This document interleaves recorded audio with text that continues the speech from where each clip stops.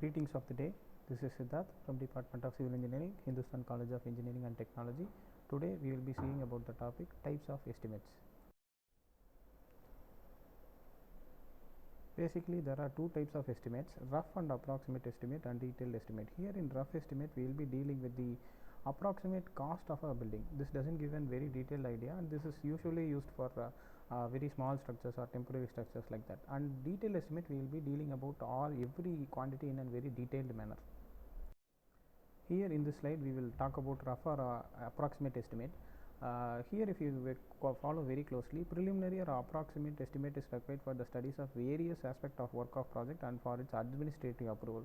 So we are going to use this only for various projects, studies and administrative approval. We are not going to give a very detailed thing.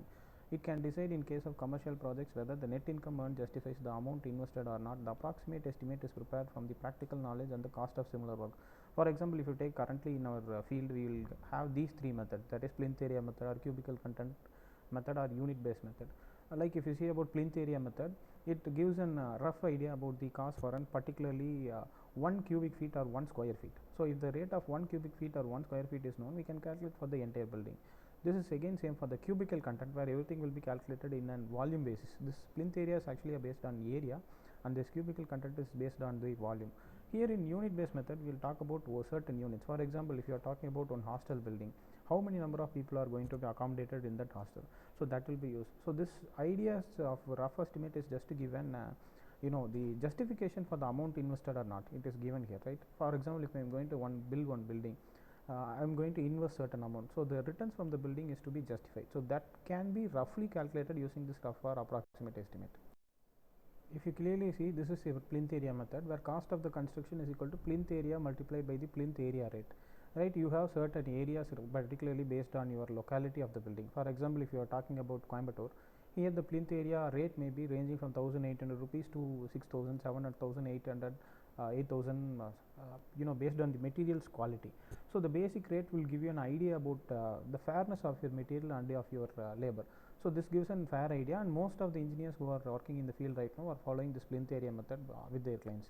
And here this cubical content, it is more accurate than the other two methods. Here we will be talking about voluminous of the materials.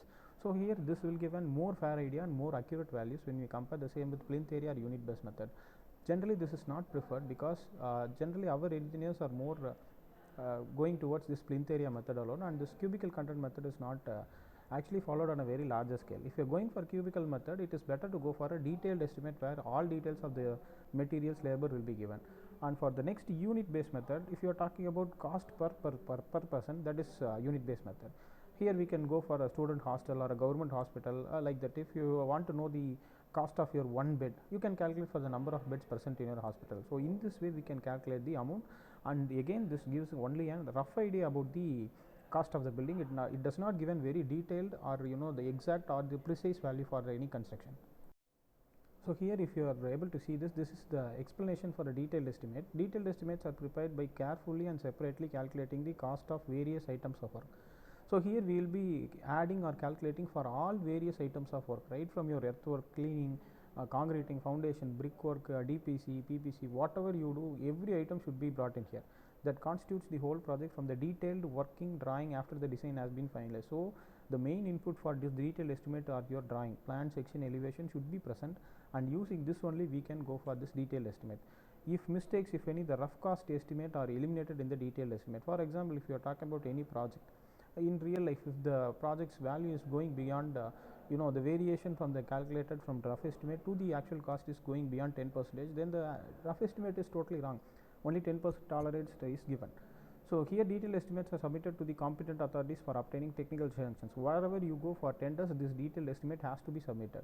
If you are not submitting the detailed estimate, you cannot apply for a tender. So this gives a fair idea about the the quality of materials, quality of labor, quantity of labor, quality of materials, everything can be calculated here.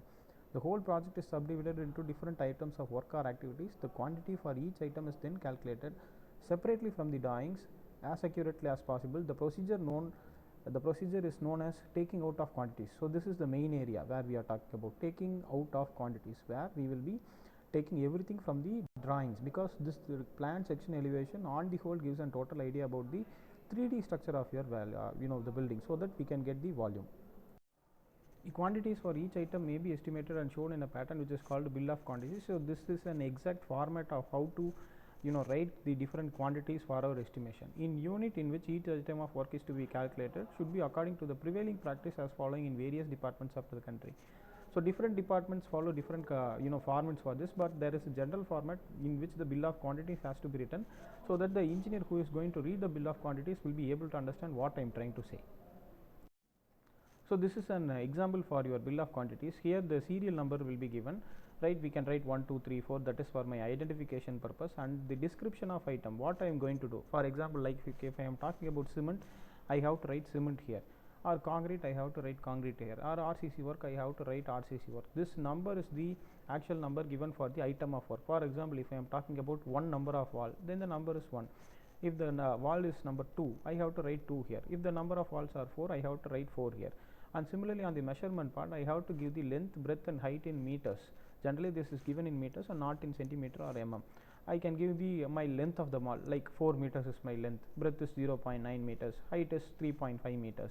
So this actually gives the total volume of the structure which I am going to talk about, particularly about the description of item, like for the one wall what is the cement that is required. Okay, by calculating the length, breadth and height, you can get the total quantity in meter cube. Okay, here if you are having number of quantities, like I have my brickwork in the superstructure and substructure, you can divide both in superstructure and substructure, you can get the two values and the total quantity can be calculated in the next column. So in this column we will add all the quantities. So for this building, finally what is the cement content that is required for your walls, you can write it here, and for remarks we can write the calculation description. For example, how you have calculated length, breadth or height, or any other remarks to be done, that can be written here, and this is the general format which has to be followed while submitting tenders, and this actually gives a fair value about the estimation of your building.